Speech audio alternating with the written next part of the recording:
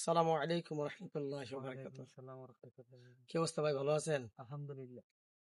সম্মানিত প্রিয় দর্শকবৃন্দু, আমরা আজকে আমার একজন প্রিয় ভাই ওনার জমিতে আসছি। শশা ক্ষেতের মধ্যে উনি কিভাবে শশা রোপণ করছেন আজকে বিস্তারিত আলোচনা করবেন। তো চলুন আমরা বিস্তারিত ওনার মুখ থেকে শুনি। উনি তো অনেক দীর্ঘদিন ধরে আপনি শশা চাষ করতেন নাকি? তো আনসার ভাই, আপনি এই শশা চাষ করার আগে জমিটা কিভাবে তৈরি করছেন আপনি কৃষকদের উদ্দেশ্যে? জমিটা মূলত লেডি করছি আমি অতি ফার্স্ট আপনার এই কটা চাষ দিয়েছেন? 4টা শ্বাস দিছি। 4টা। জি, বড় পাওয়ার টিলার দিয়ে ট্রাক্টর দিয়ে 4টা শ্বাস দিছি। দেওয়ার পরে আপনার এই যে কীটনাশক গুলো আছে, জিপসাম, বোরন, ম্যাগনেসিয়াম, সার, এইগুলা দিলাম। আচ্ছা আচ্ছা। এইগুলা দেওয়ার পরে আমি আবার মনে করেন অতি ফার্স্ট 2টা শ্বাস দিয়ে আমি জমিটা লাগছি 1 সপ্তাহ মানে 2টা চাষ দিয়ে 1 সপ্তাহ রাখছেন? জি। আচ্ছা, তারপর? পরবর্তী আপনার এই বাজার থেকে খাউন গুলো আনলাম, আইনা সেটা আপনার খাউন গুলা দিলাম জমিতে। দেওয়ার পরে যেমন ধরেন আবার নাঙ্গল খবর দিলাম, দেওয়ার পরে আপনার নাঙ্গল আছে মানে আবার চাষ দিয়েছেন? যে আবার একটা শ্বাস দিলাম, তখন হলো এটা 3টা চাষ? 4 নাম্বার শ্বাসের মধ্যে আমি যা খাউন আছে সব একসাথে দিয়ে দিলাম, মানে একবার সব দিয়ে দিয়েছেন? সব দিয়ে দিছি। আচ্ছা আচ্ছা। দিয়ে দিলাম, দেওয়ার পর আবার একটা শ্বাস দিয়া জমিটা 2 দিন ছুঁয়ে লাগছে আমি। 2 দিন পর আমি লেবার আনছি, আইনা সেটা আপনার এই বেড গুলো করছি। আচ্ছা, আপনি যে বেডগুলো করছেন, এই প্রস্থ কয় ফিট দিছেন? পোস্ত বলতে গেলে আপনি 3 ফিট দিছি। 3 ফিট দিছেন। জি। আপনার মালচিং পেপারটা কয় ফুট? মালচিং দিছে 4 ফুট। 4 ফুট। জি। তাহলে 4 ফুটের ভিতরে আপনি মালচিং পেপার দিয়েছেন। জি, মানে বেড করছেন 3 ফুট 3 আর ফুট মালচিং পেপার মালচিং দিছে 4 ফুট। 4 ফুট। 4 ফুট করছেন। এর মধ্যে আপনার এই যে বীজ দিচ্ছেন, জি। এই সারি কটায়? 2টা? জি, সাড়ে 2টা। আচ্ছা, এখন আমি জানতে চাচ্ছি শশা ক্ষেতে সিঙ্গেল বেড ভালো না ডাবল বেড দিলে ভালো? আপনার শশার ক্ষেত্রে সবচেয়ে ভালো হয়েছে double bed. Double bed. Double. সম্মানিত প্রিয় দর্শকবৃন্দু, আপনারা যারা শশা চাষ করেন অনেকে দেখি সিঙ্গেল চাষ সিঙ্গেল ভাবে দেন।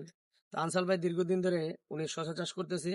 আপনারা ডাবল বেড দিবেন, অর্থাৎ এক বেড, একটা মালচিং পেপারে ডাবল লাইন, অর্থাৎ 2 লাইন হবে, এটা 4 তো নাকি? ফিটের মালচিং, 3 ফিট বেড। বেড এর ভিতরে 2টা করে আপনার এই সারি। সারি হবে। আচ্ছা, একটা চারা থেকে একটা চারের দূরত্ব কতটুকু দিয়েছেন? আমি দিছি আপনার 14 থেকে 15 ইঞ্চি দূরত্ব দিছি। তাই? তারপর এটা আপনার এই যে শশার যে বীজ আছে এটার উপরে আপনার ডিপেন্ড করে। আচ্ছা, আপনি কিছু কি কিছু জাতের আপনার ভিন্ন হিসাবে। আচ্ছা, আপনি কি কি জাত এখানে রোপণ আমি করছেন? এখানে রোপণ করছি কাঞ্চন আর হচ্ছে জাদু। কাঞ্চন আর জাদু? বীজ পাতা কোম্পানির কাঞ্চন, বিষপাতা না? ইয়ার মালিক জাদু। তো এই বছর আসলে যারা অনেকে জাদু শশা করছে তারা তো অনেকে দেখি লস খাইছে এবং এই গাছ কুকড়ে গেছে, নষ্ট হয়ে গেছে গা। এটা হয়েছে আপনার, আচ্ছা, কারণটা কি? জি, এটা হচ্ছে ওদের ভুলের কারণে হয়েছে। বলেন।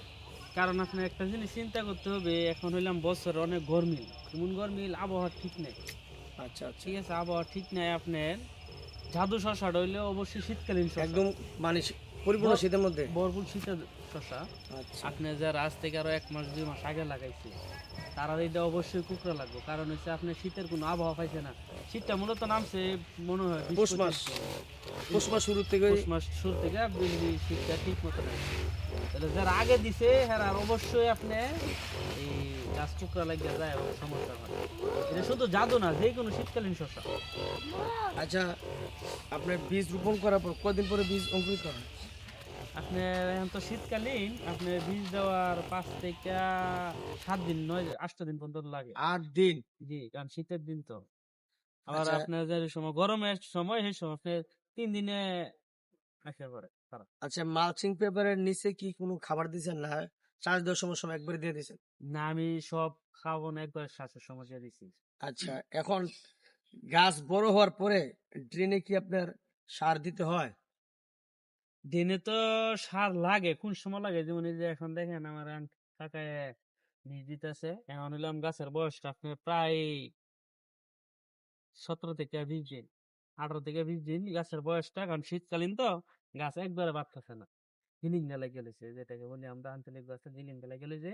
এখন এই যে আজকে সিলেটে জিনিস গাছের উপর দিয়ে খাও, আর ডেনে যখন কোন সময় খাওয়ানোর দরকার পড়বো, আপনি গাছ যখন সাবলক করব, ফুল করা আসবো, মানে যখন শশা ফুল করা যখন জালি আসবে, তখন মনে করেন আপনি ডেনে বিঘা পিছে আপনার 10-15 কেজি ড্যাপ সার, 5-7 কেজি ড্যাপ দিলে যথেষ্ট। এছাড়া কোনো কিছু লাগে না। আচ্ছা আচ্ছা আচ্ছা শশার এই শশা গাছের মধ্যে কি ধরনের পোকা আক্রমণ করতে পারে, বিশেষ করে শশার যে গাছ শশার আপনার মেন সমস্যা হচ্ছে আপনার জাত পোকা এবং হচ্ছে সাদা মাছি। জাত পোকা এবং সাদা মাছি। সাদা মাছি এটা হচ্ছে পোকা। আর শীতকালীন শশার মধ্যে সবচেয়ে বড় সমস্যা হচ্ছে আপনার ডাউন্ডি মিল্ডেও, যেটা আপনার অতি ফাস্ট। এটা দেখলে আপনি কোনো মতন এই সাধারণ একটা কৃষক সে জীবনে বুঝতে পারবে না। কেন বুঝতে পারবে না? সে বলবে যে গাছের পাতার নিচে পানির ফুটা ফুটা দেখা যায়, এটা মনে হয় কুয়াশা পড়ছে, ওই রোদ উঠলে থাকবো, কিন্তু এই ফুটার থেকে ডাউন্ডি মিল্ডুটা দেখা যায়। আপনার অতি ফাস্ট আপনি পাতাটা উল্টাইলে দেখবেন ফুটা ফুটা দেখা যায়, পানি লেগে গেছে। কিন্তু এটা দিন যাবে আর মনে করেন এটা পছন্দ লাগবে, এটাকে বলে ডাউন্ডি মিল্ডু শশা খেতে। ডাউনলোড শশা খেতে না? জি, এটা একটা রোগ। এটা একটা রোগ। এটা শীতকালীন সবচেয়ে বড় রোগ শশা খেতে। আচ্ছা আপনার নিচের পাতা থেকে আস্তে আস্তে হবে এবং উপরের পাতা হতো সম্পূর্ণ গাছ আপনার ডাউন্ডি মিল্ডে ঝুলে যাবে, যেটাকে বলে যে পোকা লাগিয়া গাছ নষ্ট হয়ে যায়, আচ্ছা আচ্ছা ডাউন্ডি মিল্ডে। আচ্ছা কতদিন পরে আপনার শশা হারভেস্ট করা যায় আনুমানিক? আপনার শীতকালীন তো, শীতকালীন আপনার 55 থেকে 60 দিন পর্যন্ত লেগে যায়। 55 থেকে 60 দিন। 60 দিন। আর যারা বলে 40 দিন 42 দিন, এটা হচ্ছে আমার জানা মতো না। আমি একটা 4-5 বছর ধরে আপনি মালচিং দিয়া, ঠিক আছে, 17 দিন। 17 দিনে সারা দেখেন এখনো মাত্র 3 পাতা লয় নাই। কারণটা কি? শীতের কারণে আমাদের এদিকে এবার প্রচন্ড কুয়াশা ঠান্ডা। প্রচন্ড কুয়াশা, এবং আপনার এদিকে মনে হয় শুনছেন বাংলাদেশের সবচেয়ে শীত বেশি কিশোরগঞ্জ, 6 ডিগ্রি তাপমাত্রা রেকর্ড করা হয়েছে। ও মাই গড। ঠিক আছে, 6 ডিগ্রি তাপমাত্রার মধ্যে তো মানুষের তাহার কথা না, আর এটা তো আগা সাধারণ একটা আলির থেকে ছাড়া হয়েছে। সারা হইছে। আর যখন আপনি যে 17 দিন না, এটা যখন আপনি গরমকালে যাব, তখন অবশ্যই দেখবেন সারাটা এতটুকু পরিমাণ এবং 7 থেকে 8 পাতা পাতা লইলা গরমকালে। তখন আমরা 35 থেকে 32 দিনের ভিতরে আপনার মাল হারভেস্ট করতে পারি। মজার একটা কথা হইলো, গেছে গেছে এবার আমার হিসাবটা থেকে স্মার্ট বয় শস্য আমি 32 দিনে আপনার বাজার হারভেস্ট করছি। 32 দিনে? 32 দিনে আরে কি কয়? অস্বাভাবিক বিষয়। আর লুজার ক্ষেত্রে আপনার 55 থেকে 60 দিন সর্বনিম্ন। তারপরে আরো জাতের বৈশিষ্ট্য আছে, যেহেতু সারা জাতটা আপনার 70-75 দিন লাগে। সম্মানিত প্রিয় দর্শকবৃন্দ, আপনারা যারা গরমকালে শশা করেন, স্মার্ট বয় কয়দিন? না না, গরম স্মার্ট বয় এসআর সিডার company smart boy smart boy 32 থেকে পাইতে, মানে আমি নিজে 32 দিনে হারভেস্ট করছি। 32 দিন আপনি অলরেডি বিক্রি করে ফেলছেন। এক তোলা দিছে আমি। চমৎকার। এটা হচ্ছে আপনার সময় লাগে। আচ্ছা তাহলে আপনার এই শশাটা আসলে শুরু থেকে শেষ পর্যন্ত কতদিনের ভিতরে শেষ হয়ে যায়? শীতকালীন তো আপনার ইন টোটালে শীতকালীন আপনার 3 মাস থাকে। 3 মাস কারণ থাকে। 2 মাসের মাত্র তো আপনি মাল হারভেস্ট করবেন। আচ্ছা আপনার হাইব্রিড শসা গাছ 1 মাস ফলন তুলতে পারবেন, বা 1 মাস 10 দিন এরকম সময়। আচ্ছা আজকে হলো আপনার 7 তারিখ। জি, এই জানুয়ারি মাসের 15 তারিখের ভিতরে যদি শশা রোপণ করে তাহলে কি রমজানের বাজার ধরতে পারবে? রমজানের বাজারটা অতি ফাস্ট, বাজারটা না পাইবার সম্ভাবনা বেশি। মানে মাঝখানে কে পাবে মাঝখানে পাবে যায়, অথবা শেষের দিকে পাইতে শেষের পারে। দিকে না আপনার লুজা 20-22-15 ভিতরে পাইতে পারে। আচ্ছা এক মানে একই জমিতে কয়বার শশা করা যায়? একই জমিতে আপনার বেশ 1 বছর করা। যেমন আমি যে 1 বছর? 1 বছর, যেমন আমি যে লুজার মধ্যে আজকে করলাম, একটা খাইলাম, তারপরে আবার শসা দিলাম এই মালচিং এ, দেওয়ার পরে 2টা খাওয়াইলো আমার শসা এক মালচিং এ। আমি এই বেডের মধ্যে আপনার অন্য কিছু লাগাই দিতে পারি, হয় আপনার যে কোনো লতা জাতীয় জিনিস। ইয়েস।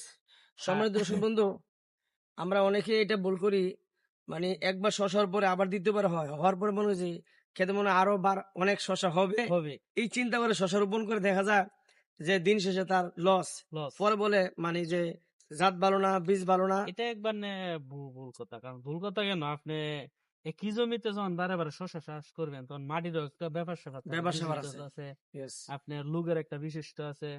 ঠিক আছে, এটার কারণ আমি একই জমিতে একই বছর 1 লাগা 3 বছর চাষ করছি। 2 বছরের পয়লা বছর চাষ করছি, আলহামদুলিল্লাহ অনেক ভালো ফলন, প্রতি ফার্স্ট ফাইনালের সময় চেষ্টা করছি। দ্বিতীয়বার করার পর একটু সমস্যা দিছে সারা। যাই হোক, আমি বৃষ্টি দিয়ে আল্লাহ রহমতে, আল্লাহ রহমতে আমি ঠিক রাখছি। তৃতীয়বার আর আমি ঠিক রাখতে পারিনি। তখন আপনার আমি বাধ্য হয়ে সেটা এটা মধ্যে চেঞ্জ করে দিয়েছেন। চেঞ্জ করি না, মানে আমি এই বেডের মধ্যে আপনার মানে করলা লাগাই দিই অন্য কিছু লাগাইছেন, করলা লাগাইছেন, এবং yes। ভালো ফলন আসছে আল্লাহর রহমতে। সম্মানিত প্রিয় দর্শকবৃন্দ, আপনারা যারা একই জমিতে বারবার শশা করেন, মানে যে কোনো ফসল মানে বারবার করা যাবে না। আপনি একটা ফসল একবার করছেন দুইবার, এর পরিবর্তে এটা চেঞ্জ করে চেঞ্জ অন্য করে একটা দিবেন, হ্যাঁ। একই বেড়িতে আপনি সার দিয়ে বা জৈব সার দিয়ে অন্য কিছু রোপণ করে দিবেন, এতে দেখবেন যে আপনার ভালো ফলন হবে। এই জন্য সম্মানিত দর্শকবৃন্দ, যে যেখানে আমার ভিডিও দেখছেন আপনাদের সকলকে ধন্যবাদ জানাচ্ছি, এবং এবং আমার চ্যানেলটা সাবস্ক্রাইব করে দেবেন, পাশে বেল আইকনটা অন করে দিবেন, শেয়ার করে দেবেন এবং কমেন্ট করবেন আমাদের এই প্রতিবেদন আজকে কেমন হলো। তাই আমার আনসার ভাইকে অসংখ্য ধন্যবাদ জানিয়ে আজকে এখানে বিদায় নিলাম। আসসালামু আলাইকুম ওয়া রাহমাতুল্লাহি ওয়া বারাকাতুহু।